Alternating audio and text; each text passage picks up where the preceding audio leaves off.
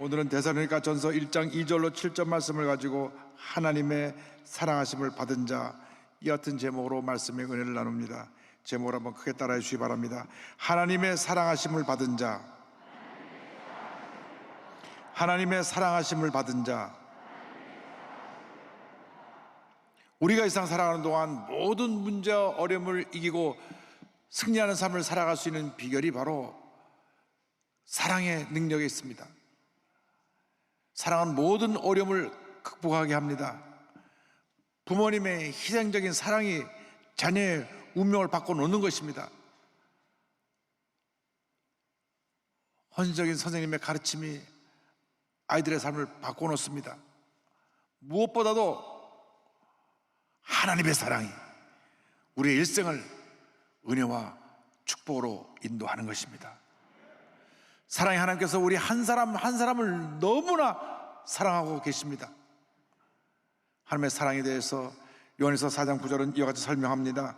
하나님의 사랑이 우리에게 이렇게 나타난 바 되었으니 하나님이 자기의 독생자를 세상에 보내심은 그로 말미암아 우리를 살리려 하심이라.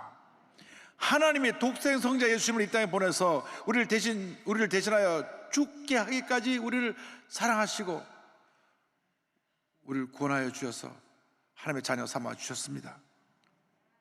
우리는 이 놀라운 사랑에 한평생 감사하며 살아야 됩니다. 예수 믿는 사람 일생은 절대 긍정, 절대 감사가 되어야 합니다. 입만 열면 감사합니다, 감사합니다, 감사합니다, 감사합니다, 감사합니다. 그 삶에 복이 많은 것입니다. 데살로니가 교회가 바로 그와 같은 교회였습니다. 하나님의 사랑으로 충만해서 모든 환난과 어려움을 다 이겨내고 놀랍게 부흥성장을 했습니다. 그래서 그 당시 마게도니아, 아가야 온 지역에 선한 영향력을 끼치는 믿음의 본이 되는 교회가 되었습니다. 데살로니가 교회가 이렇게 건강한 교회, 영향력이 있는 교회, 모범적인 교회, 하나님께서 기뻐하신 교회가 된 비결이 어디에 있습니까?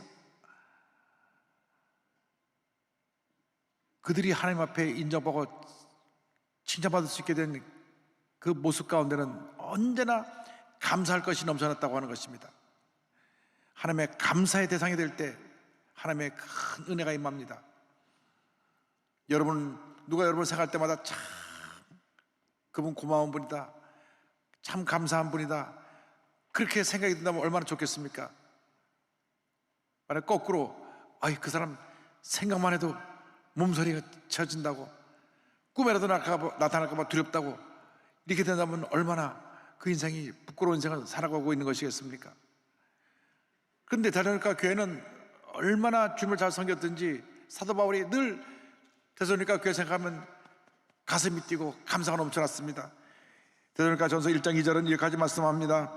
우리가 너희 모두로 말미암아 항상 하나님께 감사하며 기도할 때 너희를 기억함은, 기도할 때마다 그들에 대해서 감사했습니다. 그들의 신앙의 모습이 너무 아름다웠기 때문에 그들의 신앙의 귀한 모습을 기억하고 칭찬했던 것입니다.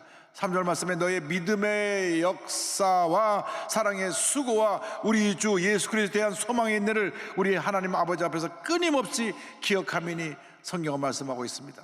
그들이 믿음으로 열심히 일했습니다. 사랑으로 수고했습니다. 그리고 소망 가운데 모든 어려움을 참고 견뎠습니다. 그래서 그 아름다운 모습이 사도 바울을 감동시키고 많은 성도들에게 큰 은혜를 끼쳤던 것입니다. 우리의 삶의 모습이 이렇게 믿음, 소망, 사랑으로 충만한 모습이 되어야 합니다. 그래서 우리의 아름다운 신앙의 모습을 통하여 많은 사람들에게 감동을 주고 사람들이 우리를 위해서 기도할 때마다 하나님에게 감사가 넘쳐나게 되기를 주님의 이름으로 축원합니다. 감사는 우리의 삶을 축복으로, 승리로, 기적으로, 은혜로 인도하는 것입니다. 똑같이 신앙생활을 해도 늘 하나님의 축복에 충만하고 은혜가 넘쳐나는 그 사람의 모습은 감사가 충만하기 때문에 그렇습니다. 감사하지 아니하고 사소한 것에 원망하고 불평하고 미워하고 다투고 분노하면 하나님의 은혜가 머물러 있을 수 없는 것입니다. 우리의 자세를 바꿔야 됩니다. 긍정적인 태도로 우리 모습을 바꿔야 되는 것입니다. 감사하는 모습으로 우리를 바꿔야 됩니다. 입만 열면 감사합니다, 감사합니다, 감사합니다, 감사로 나갈 때 하나님께서 우리에게 복을 주시는 것입니다. 감사가 넘치는 삶을 살라고 사도 바울이 골로새 교회에 보낸 편지에 기록하고 있습니다. 2장 6절 7절입니다. 그러므로 너희가 그리스도 예수를 주로 받았으니 그 안에서 행하되 그 안에 뿌리를 박으며 세움을 받아 교훈을 받은 대로 믿음에 굳게 서서 감사함을 넘치게 하라. 감사함을 넘치게 하라. 감사함을 넘치게 하라. 넘치는 감사가 우리를 하나님의 축복으로 인도하고 우리를 위대한 하나님의 사람으로 변화시켜 주는 것입니다. 오래전 미국에서 있었던 일입니다. 터키 선교사로 헌신한 사이러스 햄린이라고 하는 분이 있는데 1811년에 태어나서 1900년에 천국에 가신 귀한 선교사님이십니다. 너무나 가난하고 어려운 어린 시절을 지냈습니다. 그런데 10살 되었을 때 어느 날 어머니가 국경일을 맞아서 아들을 불러서 용돈을 줍니다.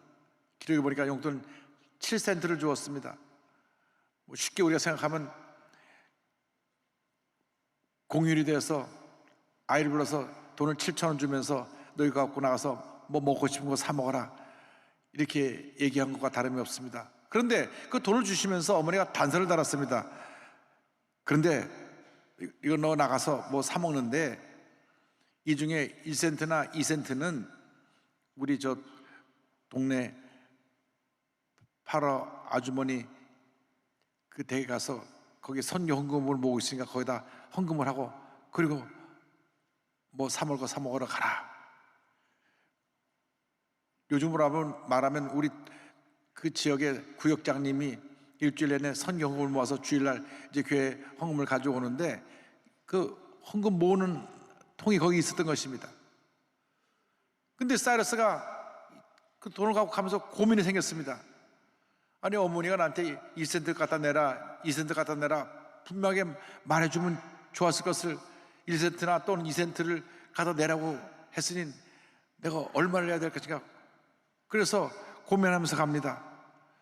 한참 만에 사이러스는 결정했습니다. 그러면 내가 2센트를 내야 되겠다. 이왕이면 1센트보다 2센트가 나니까. 그러면서 가다 보니까 또 마음 한구석에서 이런 소리가 들려옵니다. 아니 뭐라고 너 네 배를 채우는 데는 5센트를 쓰고 영혼을 구원하는 데는 2센트를 쓰는 거야? 아이 그럼 안 되지. 가다 또 마음을 바꿨습니다. 그럼 내가 3센트 헌금하고 4센트를 써야 되겠다.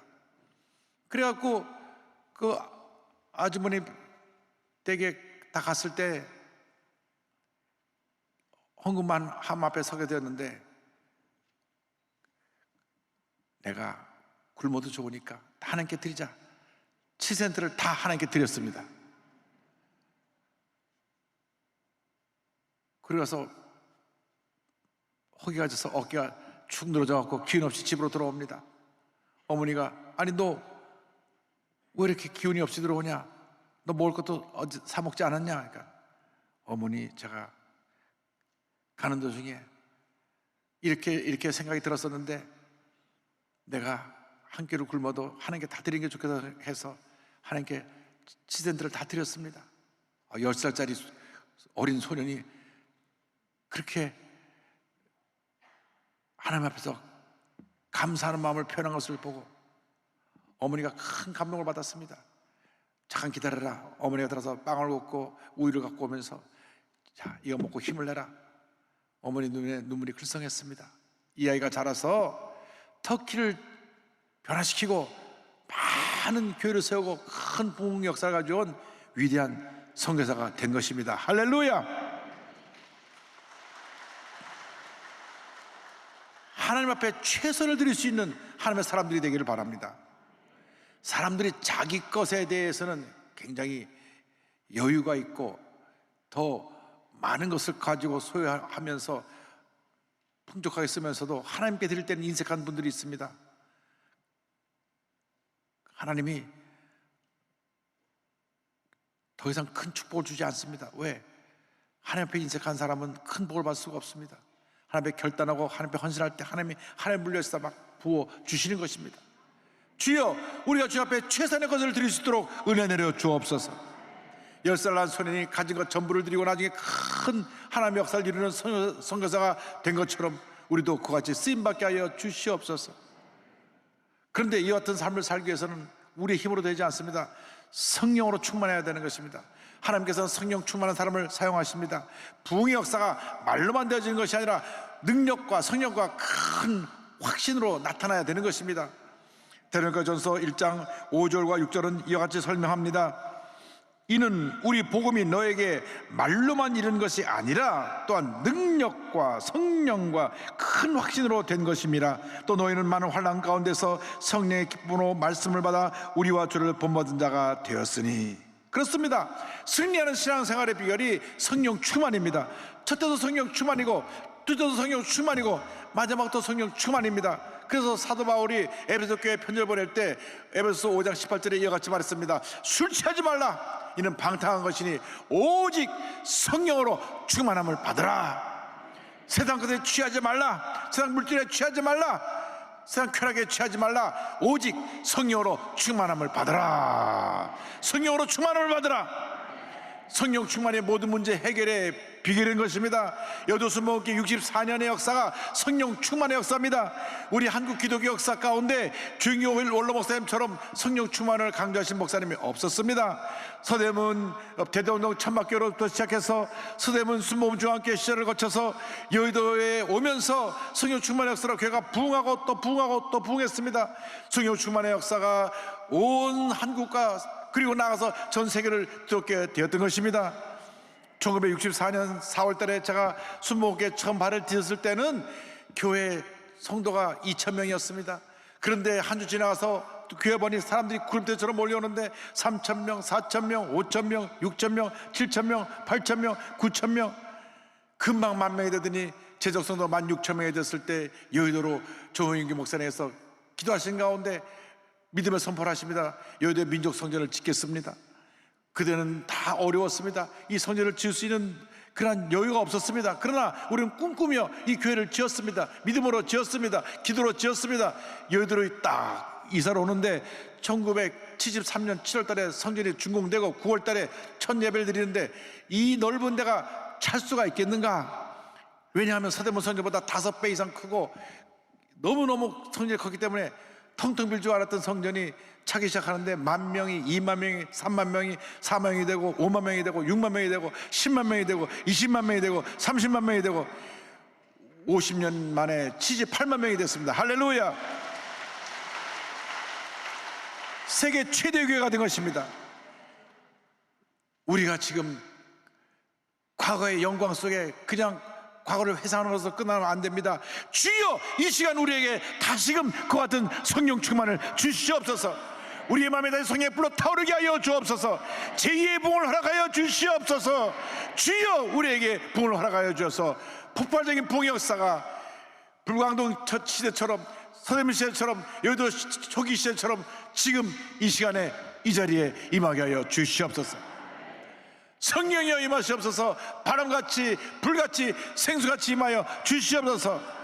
부르짖으며 기도로 나가는 여러분 모두가 되기를 바랍니다.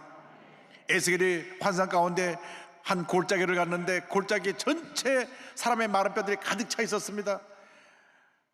하나님께서 물으십니다. 인자야, 이 뼈들이 살겠느냐? 주님만이 아십니다.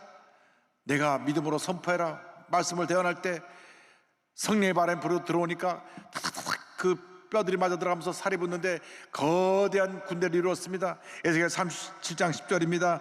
이에 내가 그 명령대로 대언하였더니 생기가 그들에게 들어가매 그들이 곧 살아나서 일어나서는데 그렇게 큰 군대더라. 오늘 이 어떤 성령의 바람이 불어야 되는 것입니다. 우리가 성령으로 충만하지 않으니까 마른 뼈 골짜기처럼 되었습니다. 기쁨이 없습니다. 감사가 없습니다. 우리의 마음속에 염려, 근심, 걱정이 가득합니다. 마른 뼈가 되었습니다. 주여, 다시 성령의 바람이 불어와서 마른 뼈 같은 인생이 살아나게 하여 주옵소서. 다시 살아나게 하여 주옵소서. 새 생명을 얻게 하여 주옵소서. 영적인 큰 군대를 이루게 하여 주시옵소서. 기도로 나가는 우리 모두가 되어야 할 것입니다.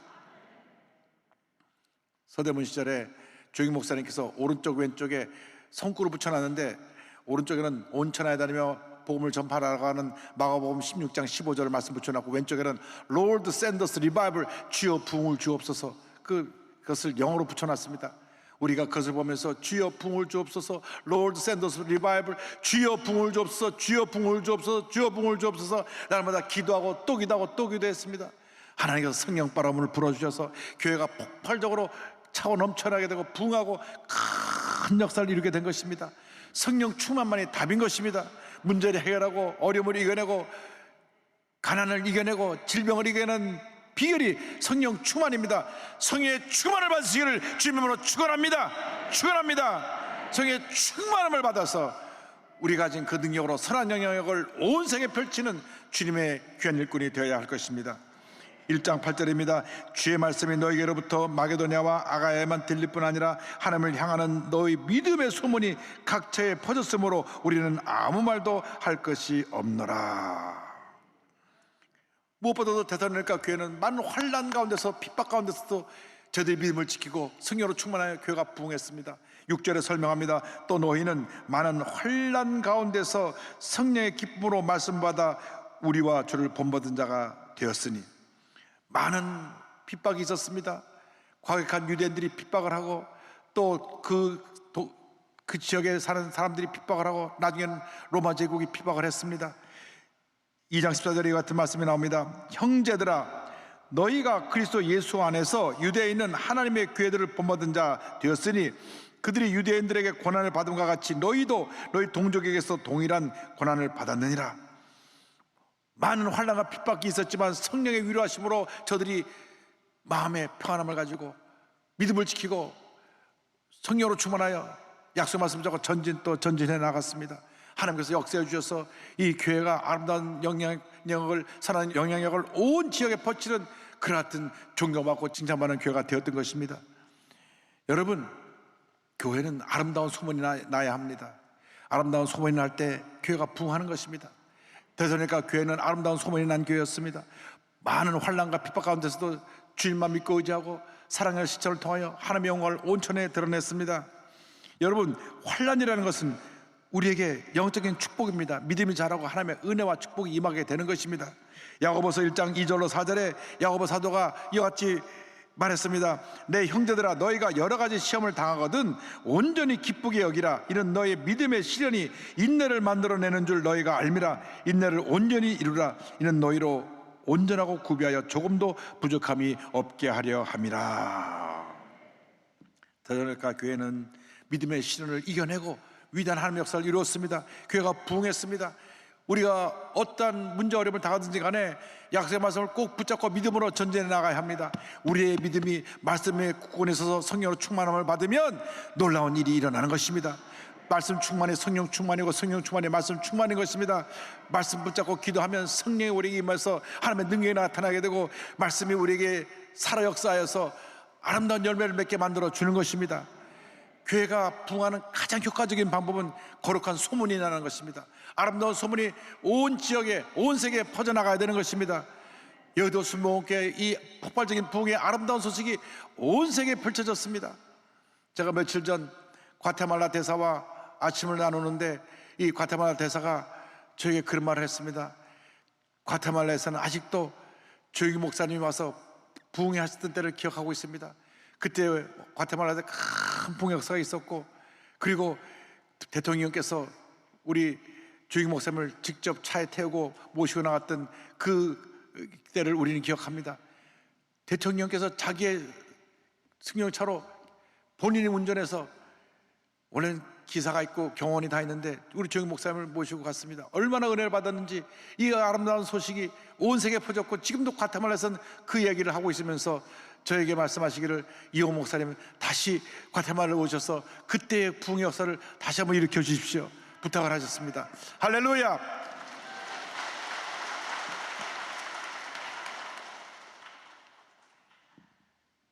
그래서 우리가 이제 시간을 만들어서 내년이나 내후년에 과테말라에 가서 아주 큰 부흥의 역사를 이루는 성회를 갖게 될 것입니다.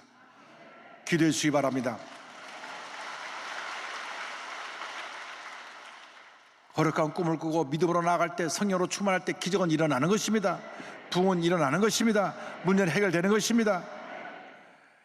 그런데 그 꿈은 고난 중에 꾸는 꿈이 더 큰 꿈이 됩니다. 어려운 가운데 꾸는 꿈이 더 큰 꿈이 되는 것입니다.